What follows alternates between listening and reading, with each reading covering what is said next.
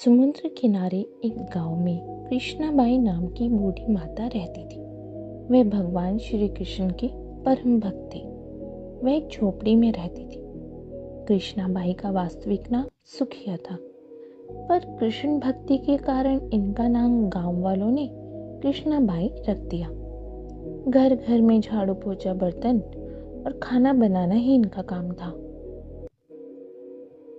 कृष्णाबाई रोज फूलों की माला बनाकर दोनों समय श्री कृष्ण जी को पहनाती थी और घंटों कान्हा जी से बातें करती थी।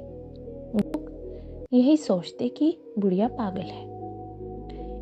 एक रात श्री कृष्ण ने अपनी भक्त कृष्णाबाई से यह कहा कि कल बहुत बड़ा भूचाल आने वाला है, तुम यह गांव छोड़कर दूसरे गांव चली जाओ। अब क्या था, मालिक का आदेश था। कृष्णाबाई ने अपना सामान इकट्ठा करना शुरू किया और गांव वालों को बताया कि कल सपने में कान्हा आए थे और कह रहे थे कि बहुत प्रलय होगा, गांव छोड़कर पास के गांव में चली जा। अब लोग कहाँ उस बूढ़ी पागल की बात मानने वाले थे। जो सुनता वही जोर जोर के ठहाके लगाने लगता। इतने में बाई ने एक बैलगाड़ी मंगाई और अपने कान्हा की मूर्ति ली और सामान की गठरी बांधकर गाड़ी में बैठ गई और लोग उसकी मूर्खता पर हंसते रहे।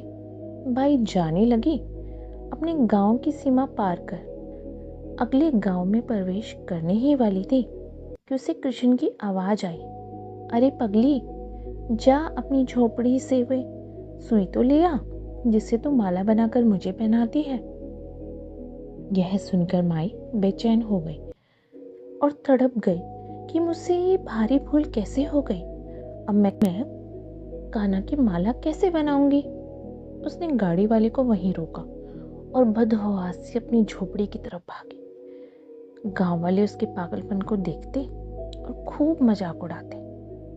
माई ने झोपड़ी के तिनके में फंसी सुई को निकाला और फिर पागलों की तरह से दौड़ती हुई गाड़ी के पास आई।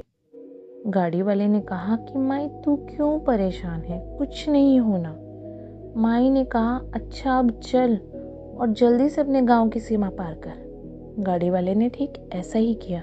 अरे यह क्या, जैसे ही सीमा पार हुई पूरा गांव ही समुद्र में समा गया। सब कुछ जलमग्न हो गया।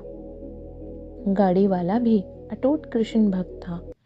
येन केन प्रकृन भगवान ने उसकी भी रक्षा करने में कोई विलंब नहीं किया।